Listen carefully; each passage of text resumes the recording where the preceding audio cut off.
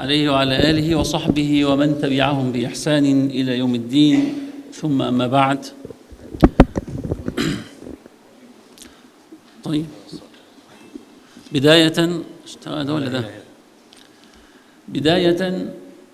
لقد شرفني الله تعالى بالانتساب لقضية تركستان من أكثر من 30 عاماً،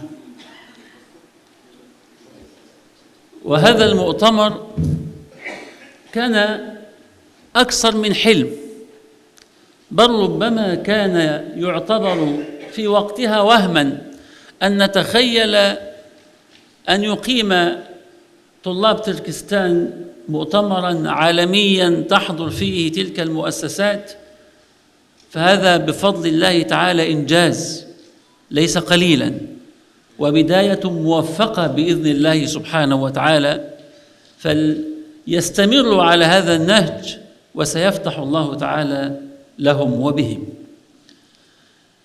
سأختصر مداخلتي في نقاط. واجب العلماء نحو قضية تركستان الشرقية. أول الواجبات إدراك حقيقة القضية، فالكثير من العلماء لا يدركون حقيقة قضية تركستان الشرقية، لا يعرفونها. ربما يعرفون بعض المعلومات المتناثرة هنا وهناك، أو بعض الإساءات أو بعض التعديات، لكن أصل القضية وتاريخ القضية وبداياتها وتفاعلاتها هذا يجب أن يدرك لا أن يعرف، فالإدراك أعمق. وأعتقد أن هذا المؤتمر كان من مهامه صناعة هذا الإدراك، وبالتالي إدراك أن قضية تركستان ليست مجرد أطماع سياسية للصين أو هيمنة اقتصادية، هي حرب هوية ودين، وما دامت هي حرب هوية ودين فالجيش الرئيسي بداية للدفاع عن الهوية والدين هم العلماء، وأقصد هنا العلماء الشرعيين بداية، ثم العلماء في التخصصات الأخرى في السياسة وفي الإعلام وفي التاريخ وفي كل المجالات، فالفتح الفكري يسبق الفتوحات الأخرى. إدراك حقيقة المعركة هو أول الواجبات. الأمر الثاني أو الواجب الثاني نشر القضية على كل المستويات وفي المنابر المتاحة. العلماء لهم منابر ولهم صفحات ولهم كتابات ولهم منصات ولهم تلاميذ، أن يعيدوا طرح القضية فيحملها المسلمون في أقطار الدنيا بأسرها. وسيظل العلماء من منابر صدق وصدع وأهل للصدع بالحق وميزان عدل بإذن الله تعالى، فإن صدعوا بالحق ونشروه بين الخلق أوجدوا من يحمله بعدهم، والأمة ستظل بخير إلى يوم القيامة. إذن النشر بكل الوسائل، بالكتابات، بالخطب، بالدروس، بالمحاضرات، كل هذه واجبات، وهو الواجب الثاني. الواجب الثالث إعداد الكوادر العلمائية والدعوية لقضية تركستان الشرقية. قضية تحتاج إلى علماء نابهين وإلى دعاة فقهاء، وهذا يحتاج من الروابط والعلماء والمؤسسات والجامعات أن تقدم يد العون العلمي والفكري.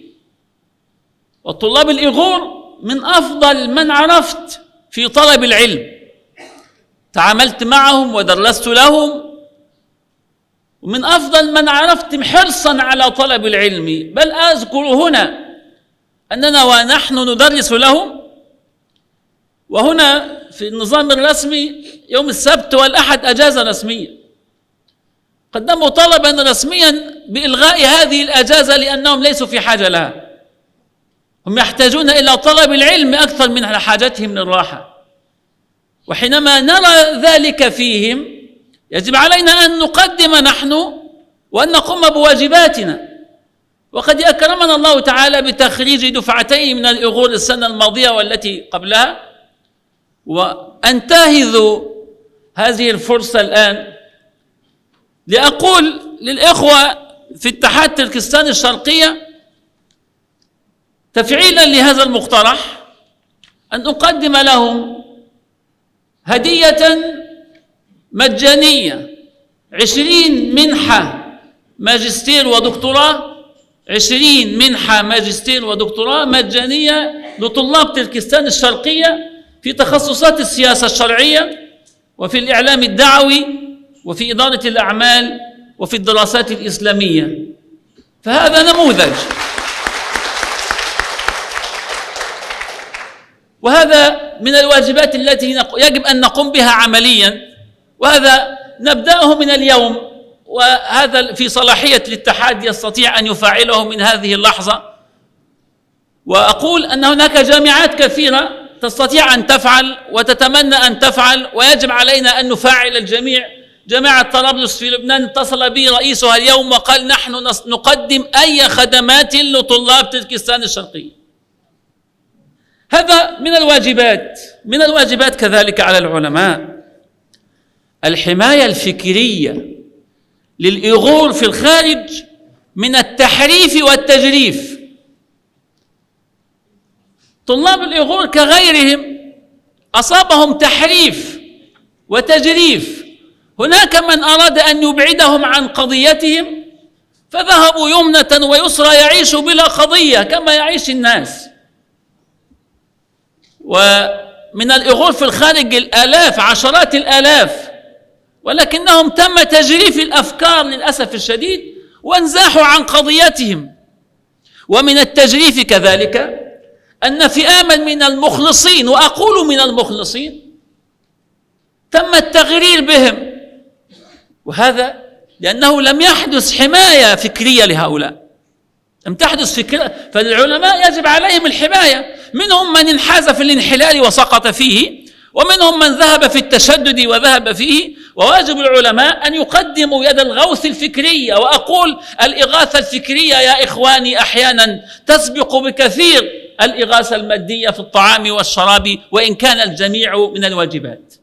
أيضا من الواجبات كذلك العمل على ترجمة المؤلفات والمحاضرات إلى اللغات الإيغورية. عندنا كم من العلماء وكم من المؤلفات، وهناك بعض الإخوة مهتمين بموضوع الترجمة، ولكن هذا يحتاج إلى عون ويحتاج إلى مدد ويحتاج إلى دعم، ويحتاج إلى كتب تقدم للترجمة ومحاضرات تقدم للترجمة. فكما نقدم الإغاثة هناك للناس في معيشتهم في بعض الحالات، يجب أن نقدم الإغاثة العقدية والإغاثة الفكرية، وهذا واجب من الواجبات التي يجب أن يقوم بها العلماء. كذلك حث الجماهير والمؤسسات الخيرية والإغاثية على القيام بواجبهم في دعم القضية. العلماء لهم كلمة مع الجمهور ولهم كلمة مع المؤسسات الخيرية في العالم، أن يستحثوا هؤلاء على القيام بواجبهم في الجهاد وليس في التطوع. دعم هؤلاء علميا وماديا واقتصاديا في مجالات مختلفة هذا باب من أبواب الجهاد، وأولى الناس به أن يقوم العلماء بعنايتهم ورعايتهم في هذا الجانب الخطير الذي يحتاجون إليه في كل منشط من مناشطهم. أيضا هناك مثلا على العلماء أن يقوموا بالنظر في الأعداد الخرافية للمعتقلين من الإيغور وغيرهم. فمن الواجبات أن ينضم العلماء ويتعاونوا مع الهيئة العلمائية العالمية لدعم المعتقلين في العالم الإسلامي. والعالم الإسلامي سجونه ممتلئة بالعلماء والدعاة، العالم الإسلامي وغير الإسلامي، ويجب على العلماء أن يتعاونوا ويبذلوا كل جهد ولا يسكتوا عن هذا. فالإنسان أعظم من حرمة المسلم، أعظم من الكعبة كما علمنا النبي صلى الله عليه وسلم. كذلك مخاطبة الأنظمة السياسية والهيئات الدولية للقيام بواجبهم ليس من منصة سياسية، ولكن على أرضية المنصة الإنسانية والشرعية، ومن أحياها فكأنما أحيا الناس جميعا. وسيظل العلماء لهم هيبة ولهم كلمة ولهم أثر، فلا يستصغرون كلمة ولا يستحقرون موقفا، ولا تدري في أيها الخير. أخيرا، يستطيع العلماء بالتواصل في دول العالم المختلفة أن يمثلوا ضغطا على الصين، سواء عن المخاطبة الرسمية أو المناشط الجماعية والجماهيرية، أو حتى في بعض الحالات في المقاطعة الاقتصادية، فهي ناجعة لمثل هذه الأنظمة. أكتفي بهذه الوصايا وأشكر لكم حسن الاستماع، والسلام عليكم ورحمة الله وبركاته.